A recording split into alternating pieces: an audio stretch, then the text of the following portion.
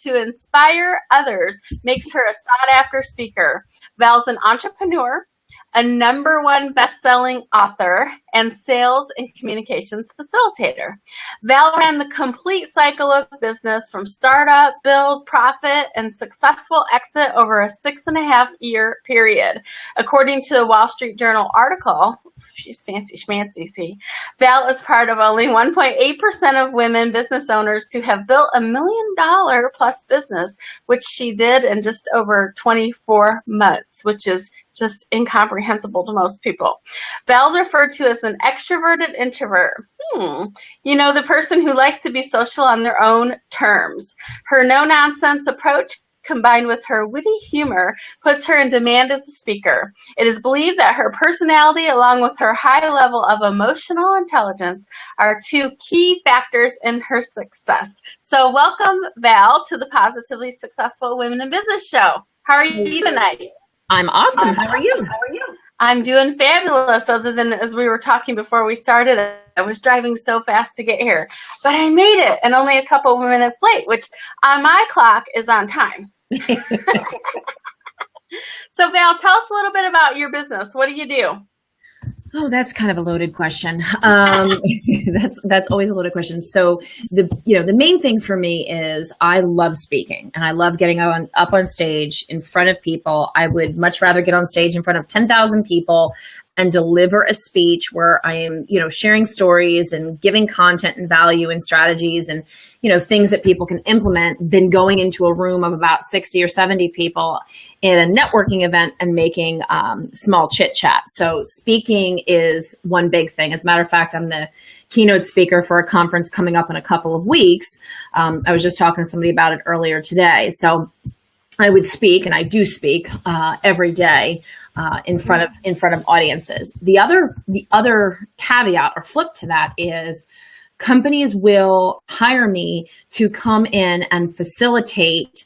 And I don't like to say train, because training, I feel like, is one of those words is kind of like overused, but facilitate professional development programs. And really it's around emotional intelligence and then pulling in components of sales and communications. Mm-hmm. So I've heard this concept, emotional intelligence, before, but I don't know if I'm really that super familiar with what it means. I've read about it, but it hasn't stuck to me yet. So give me an overview. What that's kind of like 2 big words, emotional and intelligence. What does that mean? So we're all emotional beings. That's the #1 thing. We're not robots. So, for any organization in particular to expect that their employees are going to walk around in a robotic format and not have fun and not smile and not be upset when they're experiencing personal obstacles, let's just say, in their life is very unrealistic. So when you think of the words emotional intelligence, really the most simplistic way to break it down is becoming aware of your own emotion and being able to leverage them in such a way that's going to be positive, and becoming more aware of others' emotions and how you react to them. That is interesting, because I've had my share of corporate jobs, and many of them, I'm not trying to put this on male people, but most of my bosses have been male, and it really was frowned upon to show any emotion. In fact, not only was it frowned upon, but it was thought that if you showed any emotion, especially if it was sad emotion, like happy emotion, that's welcome all day, but sad emotion, then you were weak. You were showing your weak side. So it kind of did feel a little robotic at times that, something, my dog died and I really can't show any emotion about that. Well, I mean, and that's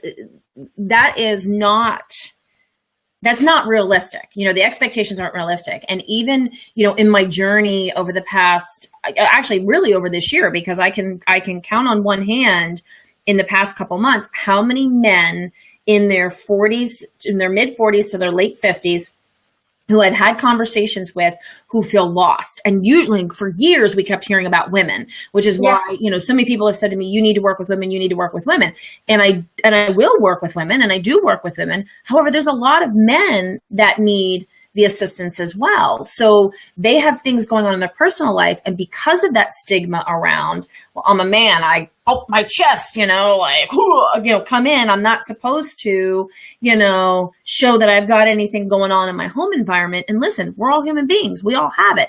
But these men have reached out and they're like, hey, what can I do? Like, what's the best way for me to sit down and have a conversation with my boss or with my team without looking like a whiner, but also without coming across too weak? So it's finding that balance. And, the more we can teach leaders, CEOs, CFOs, COOs, CIOs, VP levels, managers of all levels, the more we can teach them how to increase their emotional intelligence, they'll be better equipped to deal with those individuals who are experiencing personal issues. Because here's the thing, your personal problems are your business problems. Yeah. They're together. There's no door where you just take all your personal stuff out of your brain and you put it in a little box and you drop it outside of whether you're a business owner outside of your office or you work for a company, that you drop it outside of that company's office building. It's not realistic. It's And I remember learning that early in my business career, which is like business is business and your personal life is your personal life and they don't mix. And for a long time, my brain was so confused by that. And really until I became an entrepreneur, which hasn't been for a super long time, did I realize and accept the fact that, listen, my personal and my business are the same thing. It's me. I'm one person. It's okay to, these things actually exist in the same world. And I'm glad to hear that men are reaching out to you too, because it sounds like both genders are opening up to this idea of being able to just live in their full selves, really, Well, it is. And, I used the scenario earlier today. I said, let's just say that, you've got Mary, or Jim, and they're good employees and they come to work all the time. They're on time. They do their work. They do exceptional work. They don't miss work. They don't complain. They're really model employees. All it takes is one situation in their personal life to change. Loss of a child, terminal diagnosis of a child or a spouse or a parent or another loved one, a spouse leaving and walking out. I mean, there's so many things that can happen that create such a life shift for individuals that now that model employee, that model business owner, that model salesperson, that model customer service individual, now all of a sudden has the weight of the world on their shoulders. So they're coming to work, and rather than feeling like work supports them, they're dealing with their emotional stuff at home. And now they're also in the back of their mind thinking, oh gosh, what if somebody finds out? Am I going to get fired? How do I tell them? I can't tell anybody.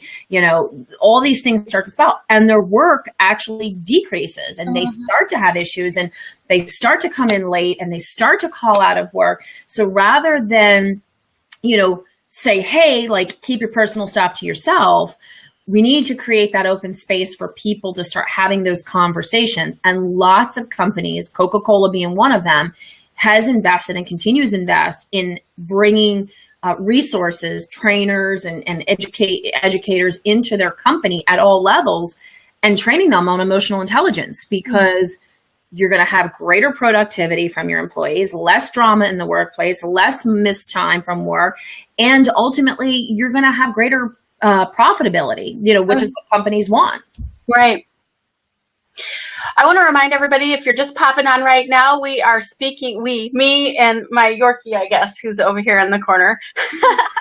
We are speaking with Val Neighbors tonight about emotional intelligence. And if you're viewing right now, please feel free to pop a question in the comments and I'll share it with Val, and she'd be happy to answer any questions that you have or any comments that you have on our show tonight. So please feel free to just join us right in by going into the comments.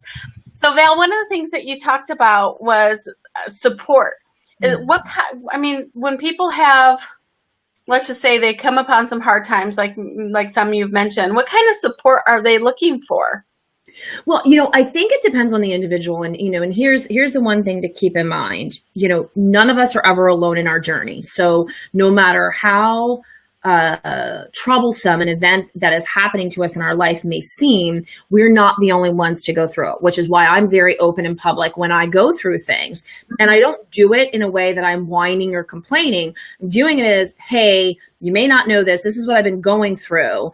And I'm sure there's somebody out there who's going through it as well. So if the person is coming from a good place, the type of support they're looking for, they're not looking for somebody's shoulder to cry on necessarily. Mm-hmm. They're looking for someone to understand their situation and support them in the way. Let's just, to take a business environment for instance, support them in a way that if they come to their manager, I don't like the word boss. I think boss is yucky. But they come to their exactly. They come to their manager and they explain what's going on. They want the manager to show some signs of empathy and compassion, understanding. Okay, okay, Mary, wow, I'm really sorry you're going through this. I know it will get better. I myself went through it. My brother went through it. Chances are somebody's going to know somebody in their own circle that's going through something similar. What can we do to support you? So maybe for Mary, she's used to working from, 7:30 in the morning till 6:30 at night. Maybe Mary says to her boss, Joe or Jim or Susie, hey, I need to come in an hour later. I will get the work done. However, because of the change in status, husband left, got to get kids to school. I now don't have that extra set of hands to help me out. So I think it's the help that they need, is oftentimes not anything like, hey, I've got to take 6 months to work. Right. You may have that, but it's little things, it's might just be, I want you to listen and understand. That's right. Listen, and know that it's a two-way relationship. And sometimes just being able to sit and talk to someone and have them say to you, it's okay. I understand. So-and-so went through it. I will, it will get better. I promise. I know it's not easy. What can I do for you? Even if you're a person that I say this all the time, we go out to the grocery store, we go to the bank, we go to the gas station, we go to the mall, we go to so many different places, and we encounter others who are less than stellar versions of themselves. Let's just say they can be mean, they can be abrupt, they can be short, they can be coy, they can be snarky, they can be a bunch of different things. And rather than react back to them, because two wrongs don't make a right, rather than react, think to yourself, why is this person acting this way? Did they just lose a child? Did their spouse walk out on them? Did their mother just die? Did they just get into, a bad car accident and their car is totaled? Now they don't know how they're going to get to work. Did they just go through a bankruptcy? Did their house go for foreclosure? I mean, there's a million things that can cause people to react, but because their emotional state isn't the best, doesn't mean that you need to lower yours and come back at them. Mm-hmm. Emotional intelligence and IQ. The difference between, I don't even know if I know what IQ stands for. Intelligence quotient? Quota? Yeah. Well, I don't know what that means. Yeah, you got it. I know what IQ is, but you do. Where are you on the Mensa? Funny thing is I've never, tested Mensa. I don't remember what Mensa stands for, but that has a lot to do with your IQ.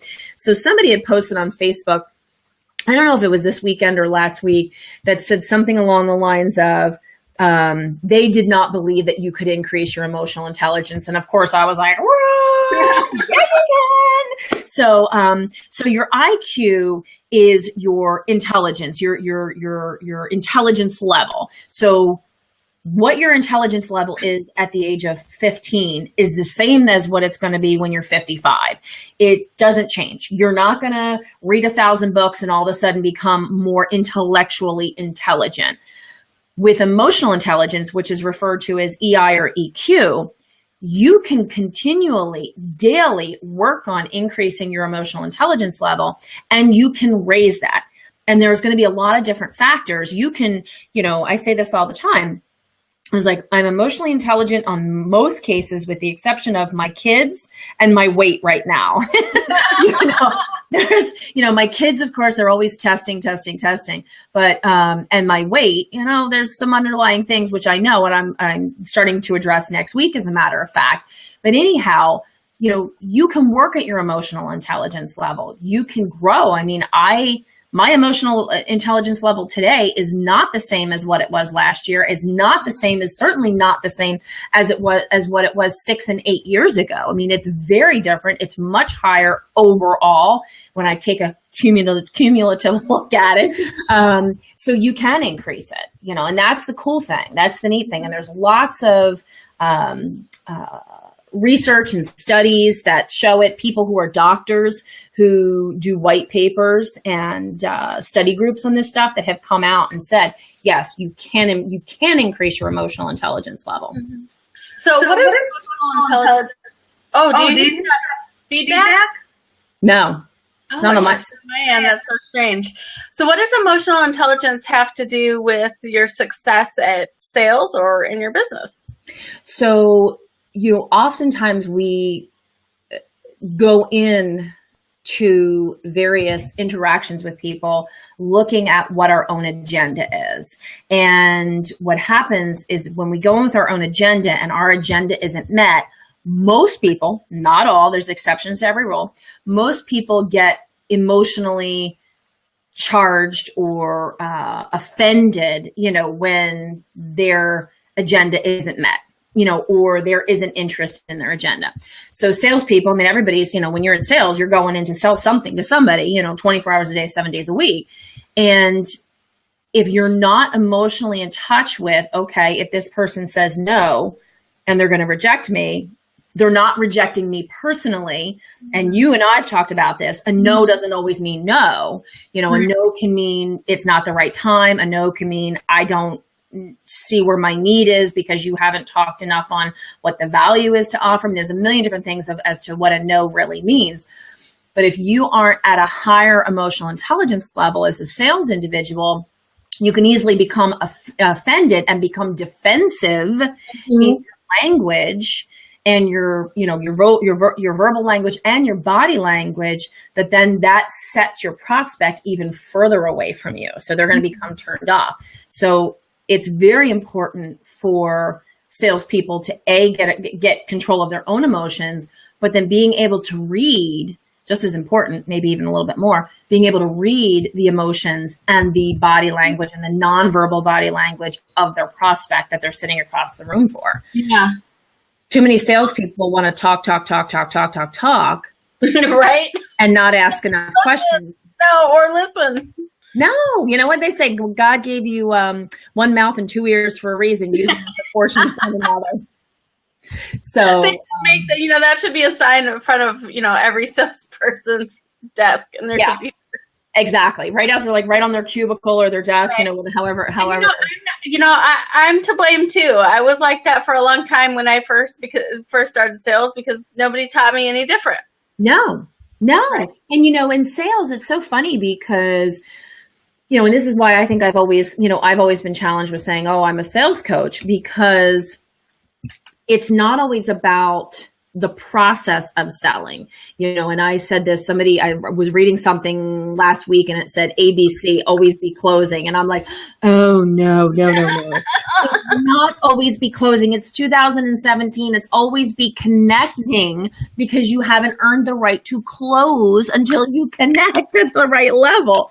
So, being able to have an emotional intelligence level where you can effectively communicate and read people and show them empathy, even if you go into somebody, let's say somebody has a scheduled meeting, there's a salesperson and a prospect have a scheduled meeting.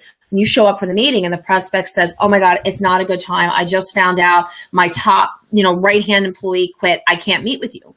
There are salespeople that would push or get irritated and instead show that empathy to say, oh my gosh, I can't even imagine. What can I do for you? Are you looking to replace the individual? How soon? What are some of the criteria? Become a resource. Flip from trying to sell them something to now trying to be a resource to help make their life easier. And empathy, you'll hear me say empathy a million times.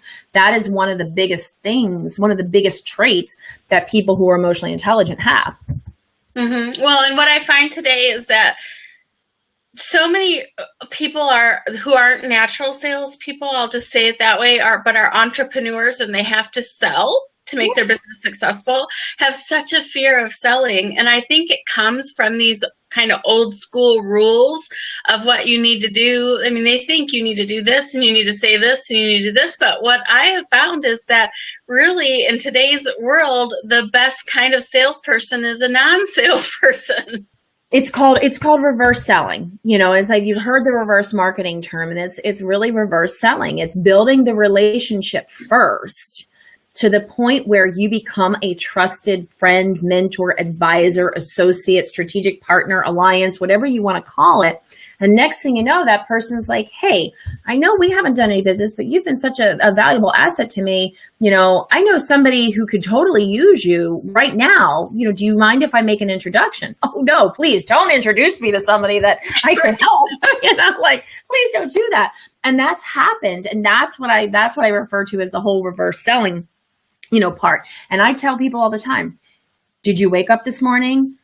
Did you take a breath? Did you put your feet on the floor? Yes. Okay. You're in sales. Why? Because you sold yourself on why you had to get out of bed. That's a great point. Yeah. Maybe it was to take your kids to school. Maybe it was to brush your teeth. Maybe it was to go to the bathroom. Maybe it was to go to work. Maybe it was to, serve your clients and put on a VIP day or whatever it might be. But you sold yourself. You sell yourself first before you sell anybody. And even if you don't have sales in your title, you're selling yourself to yourself. Awesome point. Love it. So Val, we are almost out of time for today, believe it or not. You probably believe it because the last time you and I got together for a short conversation, it was quite a long conversation. And time went by before we even know it. So Val, if people want to get in touch with you or learn some more ways that they can increase their emotional intelligence, how would they go about doing that? Do you have a website?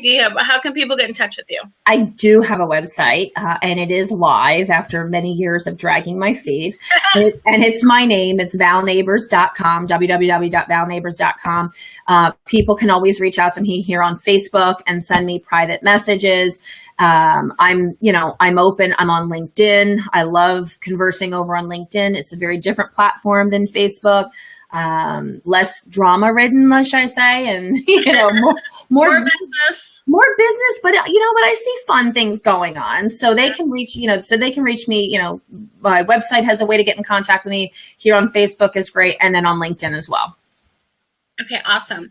Which of those links would you like me to post at the end of our conversation? Your website, your Facebook, your LinkedIn? Oh Lord, we'll do Facebook since we're doing the Facebook Live. You can do okay. Facebook.